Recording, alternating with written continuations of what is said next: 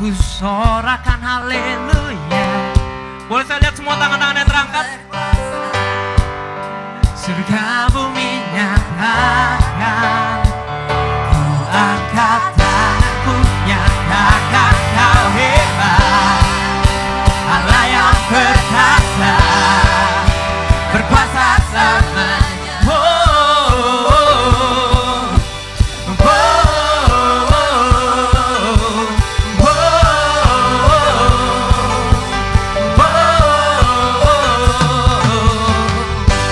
Yesus kau kekuatan di hidupku,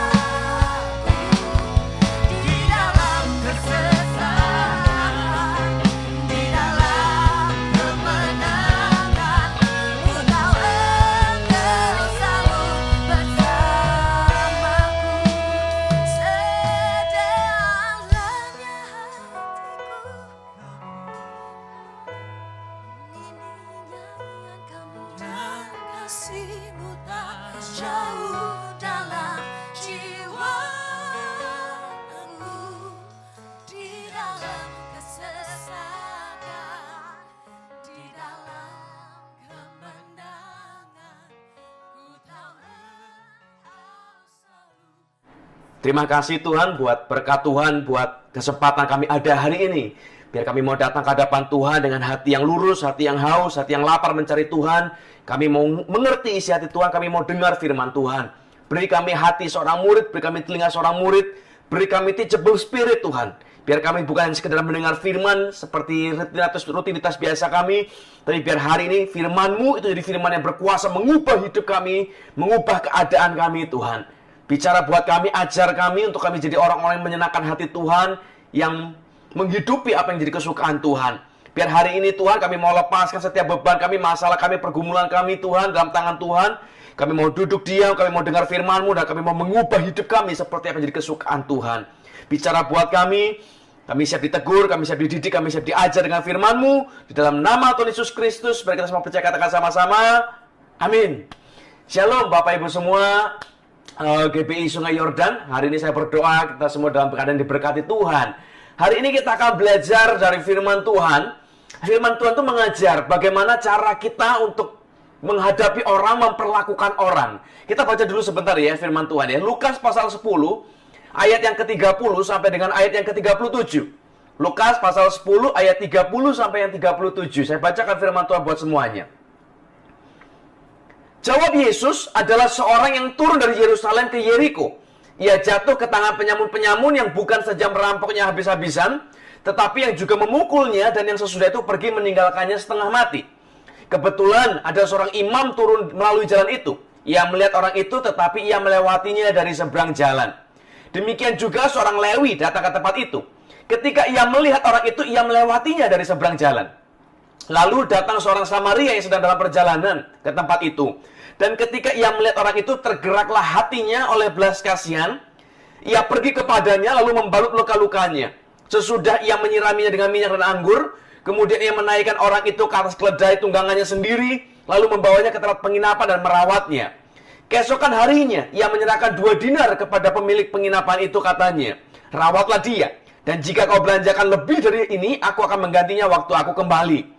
Siapakah di antara ketiga orang ini menurut pendapatmu adalah sesama manusia dari orang yang jatuh ke tangan penyamun itu? Jawab orang itu, orang yang telah menunjukkan belas kasihan kepadanya. Kata Yesus kepadanya, pergilah dan perbuatlah demikian. Yesus mengajar kita ini hidup, saya percaya semua orang sudah belajar ya, kita mengenal. Semua orang dalam dunia ini punya tujuan hidup, punya panggilan.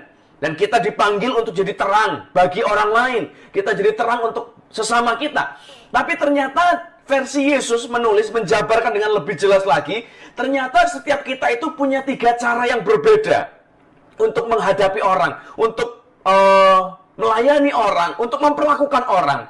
Nah, saya berdoa hari ini kita bisa tahu kita ini masuk kategori yang mana, Bapak Ibu. Orang yang pertama, orang kedua, dan ketiga.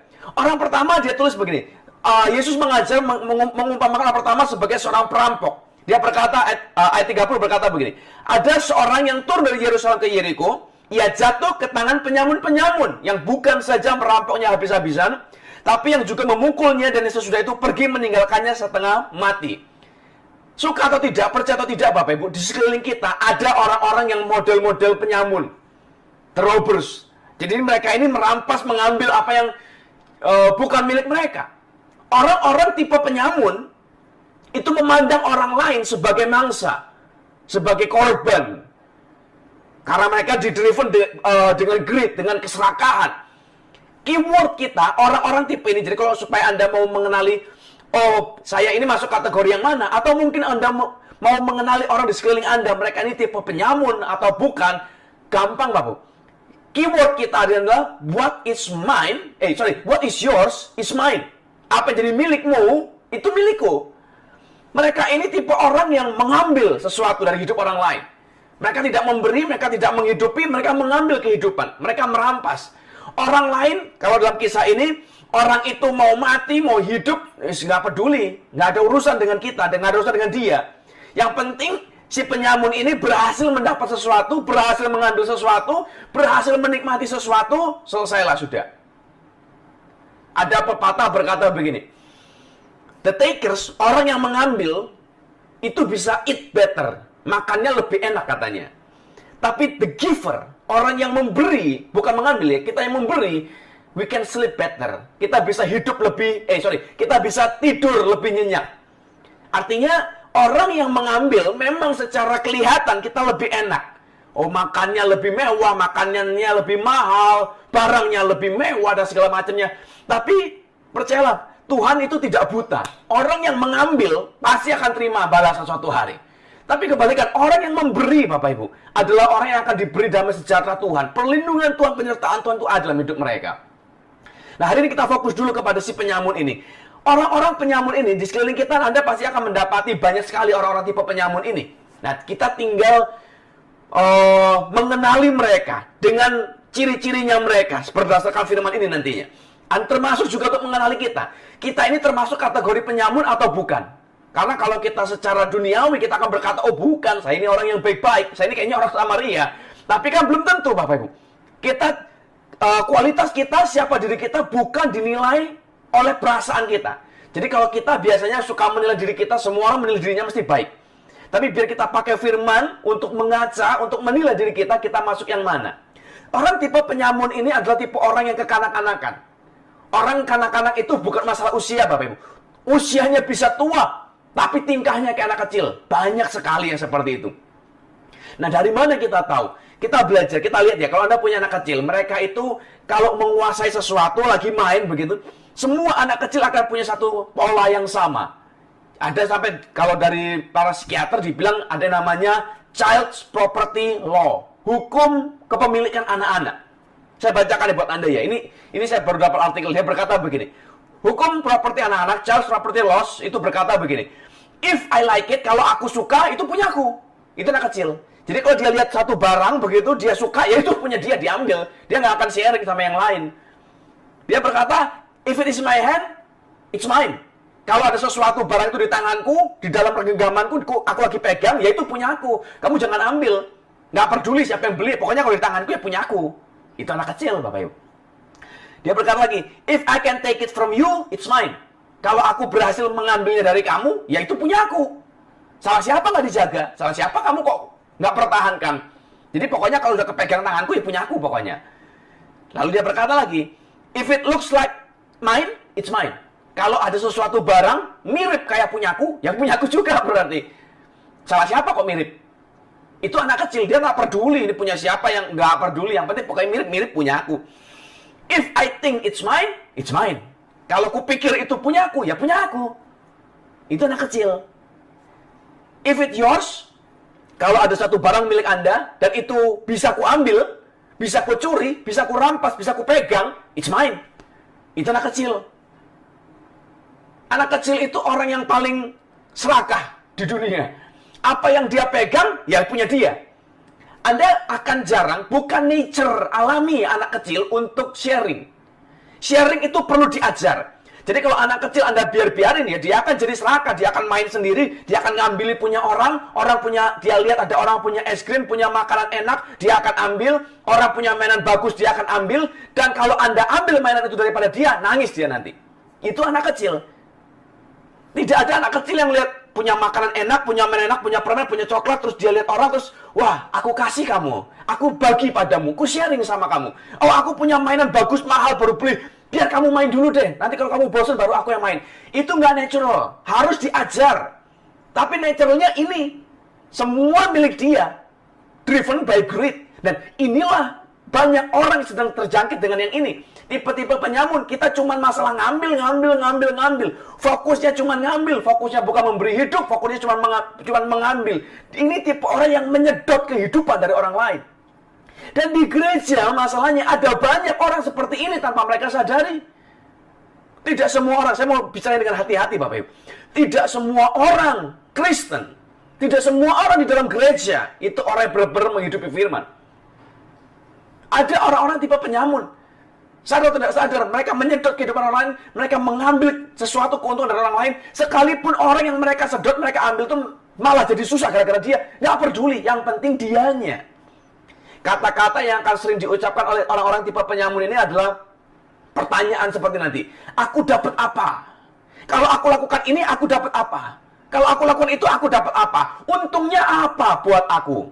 Itu pertanyaan-pertanyaan khas yang sering keluar dari orang-orang tipe penyamun. Jadi untuk mengenali siapa orang-orang tipe penyamun sebenarnya sangat gampang kok. Lihat cara mereka bergerak, lihat cara mereka bertindak, lihat cara mereka bicara. Kalau mereka cuma bingung, mereka dapat apa. Kalau dapatnya kecil ya nggak mau. Kalau dapatnya nggak banyak, aku nggak mau lakukan ini, lakukan itu. Ini tipe-tipe penyamun. Tipe-tipe bocah ceritanya. Walaupun usianya sudah tua. Jadi jangan terkecoh, jangan tertipu dengan usianya. Ada orang-orang tipe seperti ini. Dan saya berdoa kalau Anda termasuk kategori ini, hati-hati, bertobat Bapak Ibu. Nanti kita baca di bawahnya, kita belajar nanti. Tapi paling nggak kita harus tahu dulu posisi kita di mana. Kalau ada orang yang Anda kenal posisinya seperti ini, hindarilah. Karena bagi mereka Anda adalah mangsa. Tapi kalau orang seperti ini itu punya ikatan, suami, istri misalnya, yang nggak bisa dibuang. Mau nggak mau Anda harus tahan. Tapi paling tidak, suruhlah dengar video ini. Suruhlah dengar khotbah ini. Paling nggak dia jadi mengerti posisi dia di mana. Dan semoga, kita nggak punya kuasa mengubah orang. Semoga hatinya cukup lembut untuk menerima kebenaran dan berubah. Nah, ya kita cobalah berbagai macam cara. Tapi kalau tidak ada ikatan, tinggalkanlah. Percuma. Anda cuma korban di mata dia. Dia cuma akan fokus untuk mengambil. Dia nggak akan kasih apa-apa. Anda ulang tahun, dia akan kasih hadiah. Hadiahnya, lihat, nanti bukan buat Anda. Hadiahnya adalah sesuatu yang dia suka. Anda misalnya seorang ibu rumah tangga. Nanti Anda dikasih hadiah nanti palu, peralatan pertukangan, segala macam, semua yang dia suka. Dikasih seakan-akan hadiah buat Anda, tapi yang pakai nanti dia. Ini orang yang susah nanti dikasih tahu. Karena gayanya seperti anak-anak. Kembali lagi, kalau Anda punya ikatan, ya minta Tuhan lah kekuatan. Satu. Dua, kalau bisa mintalah gembala Anda untuk dampingin. Karena ini perjalanan Anda akan sangat susah. Bukan perjalanan yang mudah, bukan perjalanan yang gampang. Tapi dengan Tuhan, kita punya pengharapan. Tuhan bisa ubah orang. Jadi seperti apa yang berkenan di hadapan Tuhan. Jadi kita belajar dulu. Tipe pertama, orang ini adalah orang penyamun. Tipe kedua, kita belajar. The religious man. Orang-orang rohani, ada seorang imam, ada seorang Lewi. They saw a person as a trouble to avoid. Si orang-orang religius ini, orang-orang rohani ini, mereka melihat orang lain itu sebagai sebuah masalah yang harus dihindari. Kita baca dulu sebentar ya. Lukas pasal 10 ayat 31. Kebetulan ada seorang imam turun melalui jalan itu. Ia melihat orang-orang itu, tetapi ia melewati dari seberang jalan.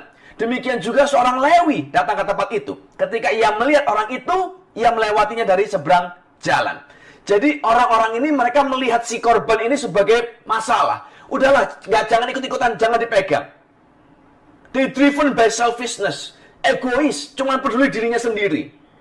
Kata kunci dari orang tipe-tipe the religious man seperti ini adalah what is mine is mine. Apa yang punya aku ya punya aku. Dan tidak akan kubagi padamu, tidak akan kukasih padamu. Kelihatannya rohani, kelihatannya baik, tapi tingkahnya nggak sama. Gak menghidupi. Dan ini banyak sekali di gereja Tuhan. Makanya banyak orang kepahitan sama orang Kristen gara-gara orang seperti ini. Penampakannya rohani, penampakannya hebat. Oh, baca firman, berdoa, kalau nyanyi angkat tangan, kadang nangis di gereja. Tapi tingkahnya nggak sama dengan firmannya. Tingkahnya nggak sama dengan ajaran Kristus. Ada orang suka berkata begini, wah saya ini orangnya baik loh Pak. Kalau orang baik sama saya sangat lebih baik dengan dia.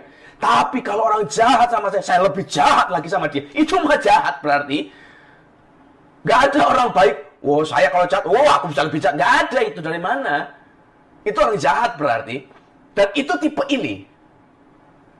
Mereka merasa dirinya rohani, mereka tapi gak pusing dengan, gak peduli dengan orang lain. Dia lewat, imam ini, si Lewi ini, mereka lewat dari seberang jalan, gak mau, deket-deket aja gak mau. Dilewati. Itu masalah, buang waktu, buang tenaga. Gak usah lah. Nah, tapi sebelum kita judge orang-orang yang religious man ini, kita harus tahu dulu kenapa mereka tidak mau tolong orang ini. Pasti kan ada alasan, Bapak Ibu. Dan sama, dalam hidup ini semua orang pasti punya 1001 alasan untuk membenarkan dirinya sendiri, untuk membenarkan perbuatannya, untuk membenarkan kesalahannya. Tapi, lagi intinya adalah kita mengenali posisi kita di mana supaya kita bisa berubah, supaya kita bisa berpindah. Coba baca dulu sebentar kita Bilangan pasal 19 ayat yang ke-11. Kitab Bilangan pasal 19 ayat yang ke-11. Orang yang kena kepada mayat, ia najis 7 hari lamanya. Jadi ini salah satu alasan kenapa si orang imam dan orang Lewi ini tidak mau nolongin. Karena mereka kerja di bait suci. Mereka kerja di bait Allah. Dan ada aturan setiap orang yang kena kepada mayat itu najis 7 hari lamanya. Jadi waktu dia lihat, ingat, Yesus ini menulis sebuah perumpamaan. Di awalnya dia kasih penekanan begini. Ayat 30-nya ya. Ada seorang turun ke Yeriko, dia jatuh ke tangan penyamun yang bukan saja merampungnya habis-habisan, tapi yang juga memukulnya, dan Yesus itu pergi meninggalkannya, dikasih sebuah kata penjelas, setengah mati. Hampir mati, Bapak Ibu, ini orang. Jadi si orang imam dan orang Lewi ini, waktu dia lihat orang ini sudah hampir mati, mereka berpikir, jangan ditolong juga, udah mau mati. Daripada kita tolong, memang masih hidup waktu ditolong, lalu kita tolong, misalnya kita gendong, kita angkat, terus mati di tangan kita. Loh, itu ruwet loh nanti urusannya. Najis 7 hari. Mereka kerjanya di bait Allah. Mereka kerjanya di bait suci. Kalau tiba-tiba najis, nggak boleh masuk, Bapak Ibu. Dan untuk proses pentahirannya, itu sangat ribet sekali. Supaya kita ngerti ya. Sesuatu orang najis, itu bisa ditahirkan. Tapi prosesnya sangat ruwet sekali. Jadi kalau Anda baca dalam kitab Bilangan 19, nanti di ayat di atas dan di bawahnya, itu dijelaskan.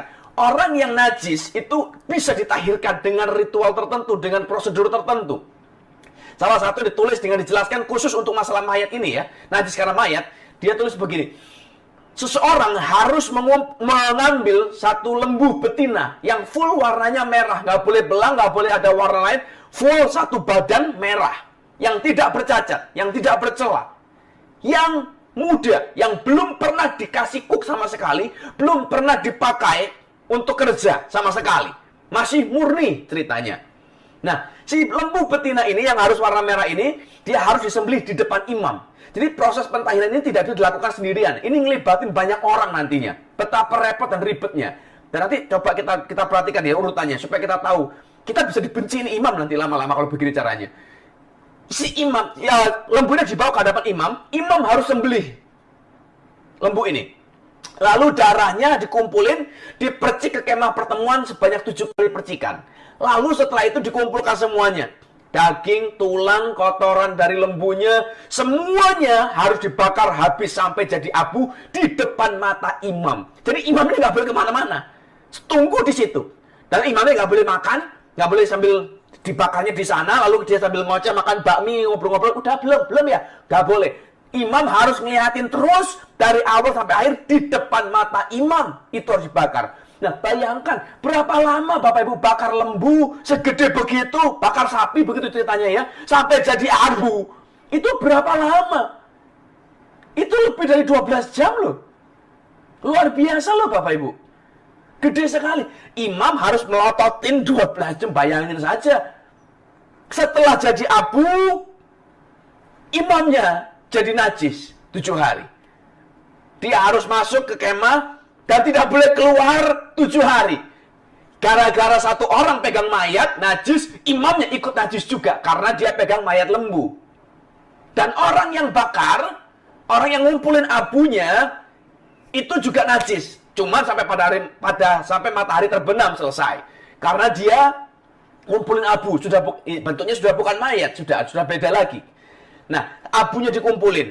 Setelah dikumpulin berarti si imam yang bakar, yang sembelih najis 7 hari, dia nggak boleh kemana-mana. Yang ngumpulin abu najis sampai pada matahari terbenam. Harus ada orang ketiga yang tahir, yang belum pernah urusan dengan ini sebelumnya, yang nggak ikut pegang mayat, nggak ikut pegang abu dan segala macamnya. Nah, dia akan ambil tempat abu ini, dia bawa keluar dari kemah pertemuan ke tempat yang tahir, yang netral, untuk disimpan di situ, dicampur sama air, Bapak Ibu, diaduk. Nah, setelahnya, air inilah yang disebut sebagai air pentahiran. Nah, orang yang bawa abu ikut najis. Jadi satu orang najis itu membawa 3 yang lain nih. Paling sedikit ada 3 lain yang najis. Nah, setelah abu yang dicampur dengan air ini adalah air pentahiran. Nah, orang yang kena mayat yang tadi yang pertama ini, kalau dia mau tahir, pada hari ketiga setelah dia menyentuh mayat, harus pada hari ketiga Bapak Ibu, dia harus disiram, dimandikan dengan air ini, air pentahiran ini. Dan setelah itu baru pada hari ke-7 dia dinyatakan bebas dari najisnya itu. Tapi kalau ternyata sampai hari ketiga dia belum disiram, dia belum dimandikan dengan air pentahiran ini, harus dibunuh, Bapak. Nanti tertulis semua dalam kitab Keluaran 19. Dalam kitab Bilangan 19. Jadi betapa ribetnya, betapa susahnya, betapa payahnya protokol yang harus dilakukan untuk pentahiran ini. Jadi mereka lebih memilih daripada repot, daripada mumet, daripada ribet, udah nggak usah ditolong sekalian. Betul, Bapak Ibu. Nolong orang itu memang nggak enak. Nolong orang itu memang banyak pengorbanan. Memang. Tapi bukan itu dilakukan Kristus. Waktu Tuhan lihat kita jatuh dalam dosa, hidup dalam dosa, dia bukan berempati, kasihan dalam tata kemuliaan. Aduh, kasihan mereka akan mati dalam neraka, terbakar sampai penghukuman kekal. Tidak, dia turun ke bumi jadi manusia, dia relakan nyawanya taat sampai mati, dan dia berkata, selesai. Barang siapa percaya namaku, dia akan diselamatkan. Satu real action, apakah enak? Enggak. Dia menganggap kesetaraannya dengan Allah sebagai suatu milik yang bukan harus dipertahankan, tapi dia relakan semuanya, dia mengosokkan dirinya mengambil rupa seorang hamba. Itu gaya Kristus. Lah, hari ini masalahnya kita nih kadang bicara kita ini seperti orang rohani, kita sebut diri kita sebagai hamba Tuhan, tapi tingkah kita nggak itu sebagai hamba Tuhan. Tingkah kita sebagai religious man, orang yang rohani, tapi hidupnya nggak rohani. Memang nggak enak nolong orang, Bapak Ibu. Kadang kita tolong orang, orangnya sudah ditolong, terus dia tikam kita dari belakang, dia tipu kita. Wah, payah memang kadang-kadang. Tapi itu sebuah harga. Kalau ada orang yang benar, yang kita tolong, pertolongan kita itu tidak terlupakan, sebenarnya itu bisa mengubah hidup orang loh, Bapak Ibu. Jadi saya berdoa baik-baik.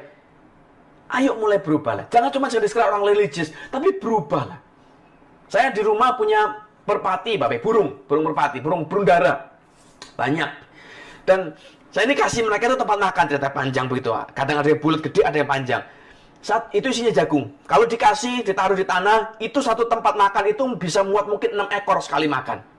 Jadi bayangannya kan ya, kalau tempat itu dikasih 6 ekor akan makan bersamaan, akur, rukun, begitu ceritanya. Tapi kenyataannya tidak, Bapak Ibu. Begitu tempat makan itu ditaruh, datanglah 6 ekor itu, lalu yang terjadi adalah berantem. Satu dipatok, disuruh minggir, diusir, kejar-kejar nggak karuan. Lu tempatnya gede, bisa buat makan 6 ekor barengan, tapi ternyata enggak. Ribut aja berantem. Satu dicocok terus lari. Yang rajanya, penguasa kawanan ini, yang merpati preman ini, dia kejar yang satu, kalau dia pergi, yang lain nanti akan diem-diem nyelinap makan. Dia balik usir satunya, yang lain makan. Hidup itu struggling setiap hari. Tidak peduli berapa banyak jagung yang saya kasih, tidak peduli seberapa gede tempat yang saya kasih, tetap begitu terus. Dan masalahnya ini yang terjadi dalam kehidupan kita. Saya yang beli tempat makannya, saya yang beli jagungnya, saya yang kasih mereka burung darahnya. Mereka ini tidak dapat makan karena they earn it, enggak. Karena grace, kasih karunia dariku. Saya yang beli, saya yang atur, saya siapin, saya kasih. Mereka tinggal nikmatin. Kan enak ya? Nggak usah kerja, nggak usah beli jagungnya, nggak usah ngumpulin duit. Tinggal diam, datang pagi sore ada jagung, ada makanan. Tapi mereka membuat hidupnya jadi susah. Harus rebutan, harus berantem, harus begitu-begitu segala macam. Kenapa? Ada gaya penyamun, gaya-gaya preman, ada gaya-gaya religious man. Kelihatannya baik. Merpati itu selalu identiknya dengan kasih, damai. Tapi ternyata begitu masalah makan, yuk preman juga cocok-cocokan. Cucuk-cucukan, saling mematok dan segala macam, saling mengusir. Ternyata sama. Padahal kalau mereka mau, kalau semuanya punya konsep yang sama, bahwa semua is all by grace, semua karena anugerah, kita tinggal menikmati, hidup ini akan sangat jauh lebih indah loh Bapak Ibu. Termasuk dengan kita. Kalau kita itu cuman greed, egois, serakah, egois, ya susah hidup kita ini. Toh semua yang kita punya itu dari Tuhan kok Bapak Ibu. Dan orang lain juga punya bagiannya masing-masing. Kita nggak perlu iri sama orang. Kalau Tuhan berkati seseorang lebih dari kita, ya puji Tuhan, biarin nikmatin.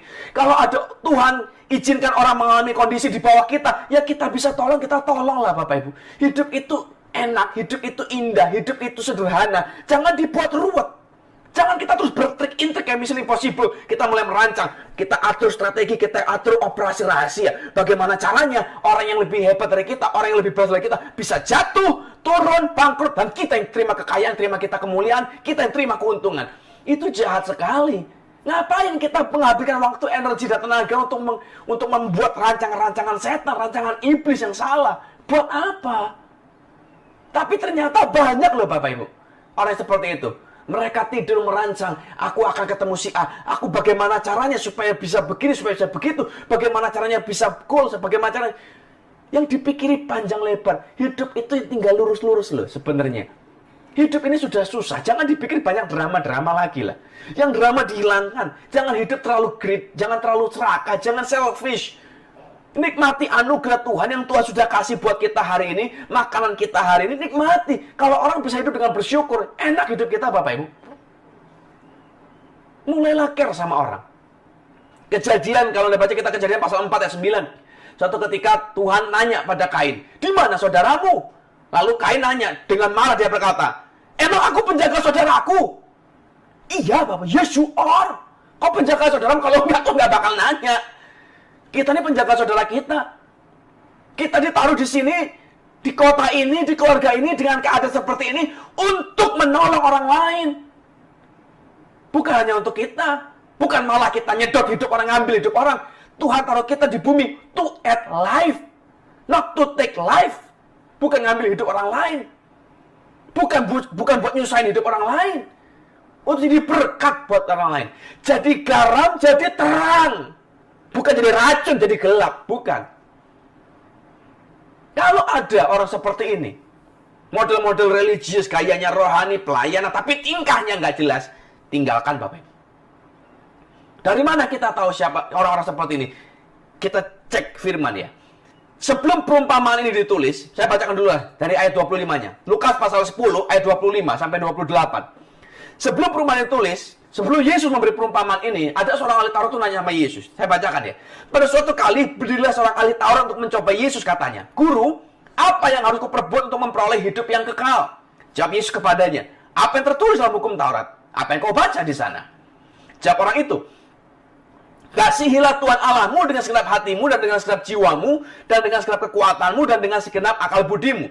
Dan kasihilah sesamamu manusia seperti dirimu sendiri." Kata Yesus kepadanya, "Jawabmu itu benar." Jadi orang ini tahu firman, tahu Taurat, tahu hukum. Jawabmu itu benar. Lalu perhatikan kata-kata Yesus. "Perbuatlah demikian, maka engkau akan hidup." Perintah Tuhan itu bukan supaya kita tahu sesuatu, supaya kita ngerti firman, supaya kita ngerti hukum, ngerti Taurat, ngerti kebenaran. Bukan. Bukan hanya ngerti, tapi perbuatlah demikian, maka kau akan hidup. Yang kita membuat kita hidup itu bukan karena kita ngerti loh, bukan karena kita tahu hafal firman, bukan, tapi karena kita melakukannya. Ayat 37 di bawahnya dibilang begini. Setelah perumpamaan itu ditulis, Yesus ngomong lagi. Jawab orang itu, orang yang telah menunjukkan belas kasihan kepadanya, kata Yesus, "Pergilah dan perbuatlah demikian." Perbuatlah, kata perbuat ditulis 2 kali Bapak Ibu. Ada emphasize, ada penekanan, ada pengingat betapa pentingnya. Perbuatlah, jadi jangan cuma tahu, tapi perbuatlah. Jadi ada orang-orang yang memang kadang-kadang tidak peduli, kelihatannya rohani tapi nggak care sama orang lain. Kelihatannya rohani, bisa ngomong, bisa ngajar, bisa khotbah, tapi nggak bisa menghidupi. Itu gaya-gaya orang religius yang tidak benar di hadapan Tuhan. Hidupi dong. Bisa ngomong, bisa ngajar, ya buktikan, kerjakan, lakukan. Itu kualitas, itu value Bapak Ibu. Jadi saya berdoa hari ini kita bisa menghidupi yang benar. Tahu yang benar dan yang salah. Yang ketiga adalah orang Samaria. Saya bacakan ya. Ayat 35. "Rawatlah dia, dan jika kau belanjakan lebih dari ini, aku akan menggantinya waktu aku kembali." Orang yang ketiga, orang Samaria ini melihat orang lain sebagai opportunity, kesempatan untuk melayani Tuhan. Jadi waktu kita melayani orang lain, orang ya, itu sama nilainya dengan kita melayani Tuhan. Jadi melayani Tuhan, saya ngomong dengan hati-hati. Melayani Tuhan itu bukan hanya di gereja. Dan saya pribadi, saya berkata begini, pelayanan di gereja adalah bagian kecil dari pelayanan kita pada Tuhan. Nggak ada ayat yang ditulis begini, kalau kau melayani tempat ibadah, itu kau melayani Tuhan. Tidak. Itu ibadah yang sejati. Tidak ada. Tapi Alkitab menulis, kalau kau melayani janda-janda miskin, orang-orang miskin, orang-orang susah, itulah ibadahmu yang sejati. Saya ini ngomong dengan hati-hati Bapak. Saya bukan bilang, oh pelayanan di gereja pasti jelek. Tidak. Tapi itu yang satu bagian kecil. Tapi bagian besarnya di mana? Waktu kita melayani orang. Love your neighbors. Kasihlah sesamamu manusia. Kita nggak bilang begini, 2 hukum yang terutama. Kasihlah Tuhan Allahmu, kasihlah gerejamu. Tidak. Kasihlah Tuhan Allahmu, kasihlah sesamamu manusia. Itu 2 hukum yang terutama. Jadi hari ini kita disuruh mengasihi. Kata kunci dari orang Samaria, dari orang yang ketiga adalah what is mine is yours. Apa yang kumiliki akan kubagi padamu. Apa yang ada padaku akan kuberikan untukmu demi kebaikan. Bukan berarti kita jadi orang bodoh, punya kita apa, terus kita lepas semua sampai kita jadi gembel. Bukan loh Bapak Ibu.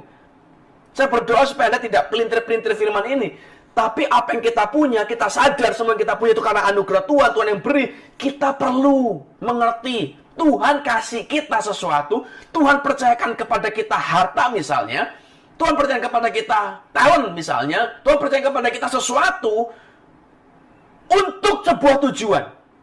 Anda nggak akan kasih sesuatu yang berharga kepada orang lain kalau nggak ada tujuannya. Anda punya emas misalnya, Anda nggak akan kasih kepada orang lewat nggak jelas, oh ini ku kasih, titip. Nggak mungkin. Pasti kalau Anda sampai kasih sesuatu, pasti ada tujuannya dong. Contoh, kita kasih gelang atau kalung atau cincin kepada anak kita yang mau menikah. Kan ada tujuannya. Ini serahan buat kamu sebagai pegangan hidupmu. Nanti kalau butuh bisa dijual, karena kamu akan mulai rumah tangga baru. Ini supaya kamu punya sesuatu, supaya kamu dihargai, supaya kamu dilihat, supaya kamu nggak dihina orang, misalnya. Kita semua pasti punya tujuan. Gak mungkin sesuatu berharga kita kasih tanpa tujuan. Sama, Tuhan kasih kita sesuatu dalam hidup ini karena dia punya tujuan. Harta kita dikasih kepada kita karena sebuah tujuan. Hidup kita dikasih kepada kita karena sebuah tujuan. Jabatan kita, pekerjaan kita, profesi kita dikasih dengan kita kepada kita oleh Tuhan dengan sebuah tujuan. Nah, masalahnya tujuannya apa? Tujuannya adalah supaya kita memberkati orang lain. Dan perhatikan, orang Samaria dengan orang Yahudi, mereka tidak kumpul bersama loh Bapak Ibu. Anda dalam Alkitab, Anda akan seringkali mendengar kata-kata, mendengar cerita orang Samaria itu dibuang. Jadi menurut sejarahnya orang Samaria itu adalah orang Yahudi aslinya sebenarnya yang menikah kawin campur dengan orang lain, dengan bangsa lain. Jadi mereka dianggap najis, dibuanglah mereka dari komunitas, mereka tidak dianggap sebagai bangsa kafir, bangsa lain lah ceritanya. Jadi orang Samaria dan orang Yahudi mereka tidak berkumpul bersama, tapi compassion, belas kasihan membuat dia melewati batas agama, batas ras, batas suku, batas kebiasaan, batas adat mereka. Itu belas kasihan. Kita nggak nolong orang kalau kita tanya agamamu apa. Kita nggak nolong orang kalau kita tanya dulu, kau suku apa? Enggak Bapak Ibu. Waktu kita punya belas kasihan, kita tolong orang.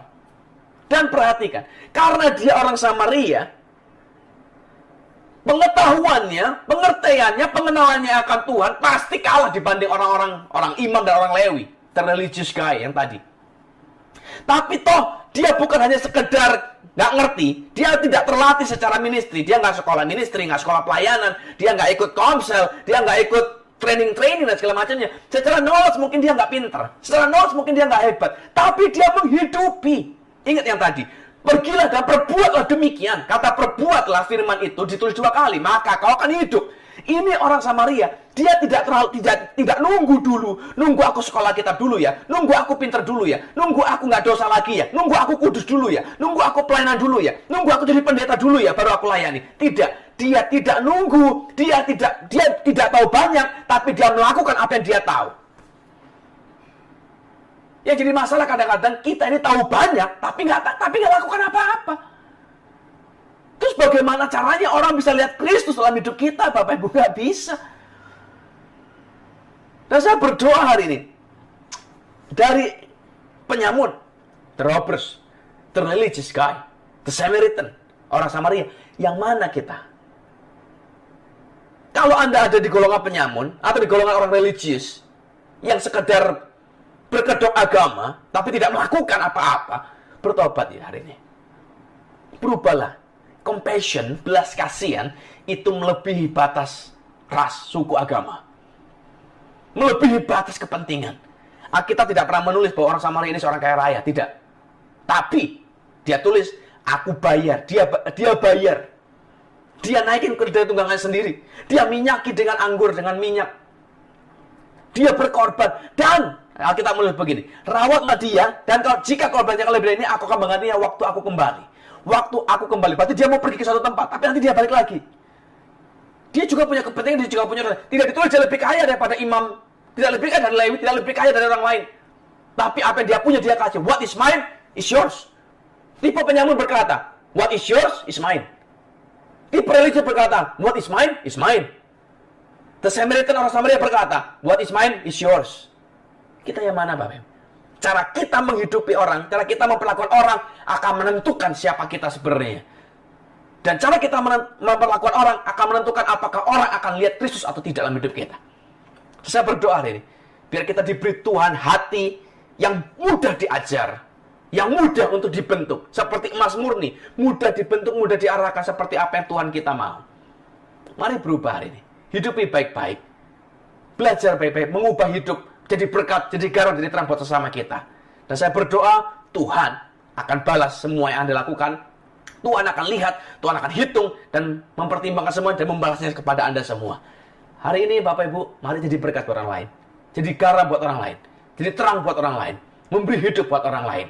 Dan biar Tuhan memberi yang sama dengan lebih lagi berkelimpahan kepada Anda. Dalam nama Yesus, haleluya. Amin.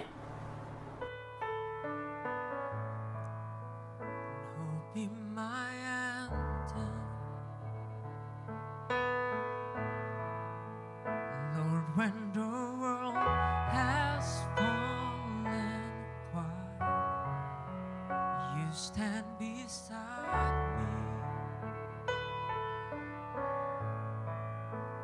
Give me a song in the night, and Jesus, I need you every moment.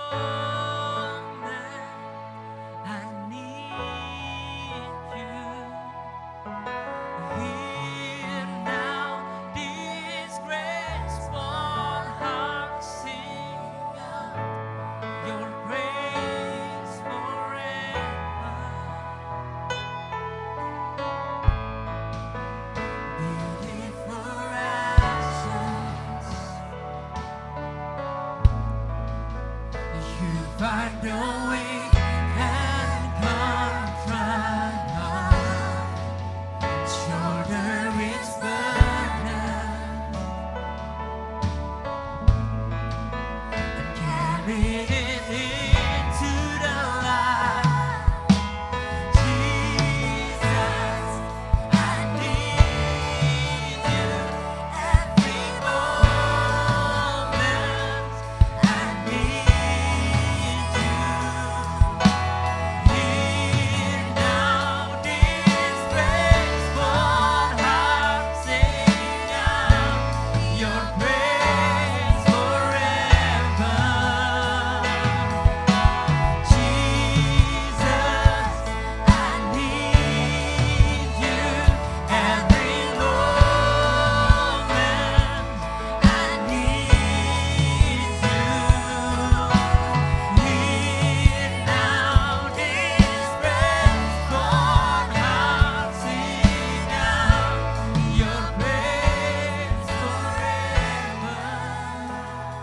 kita akhiri ibadah kita akhiri firman kita hari ini, dan kita akan kita sama-sama. Saya mau ajak Anda dimanapun Anda berada, Bapak Ibu, kita angkat tangan kita tinggi-tinggi, dan kita katakan amin yang keras untuk setiap perkataan berkat yang akan saya lepaskan buat kita semua. Sebab amin mengikat janji Tuhan jadi nyata dalam kehidupan kita.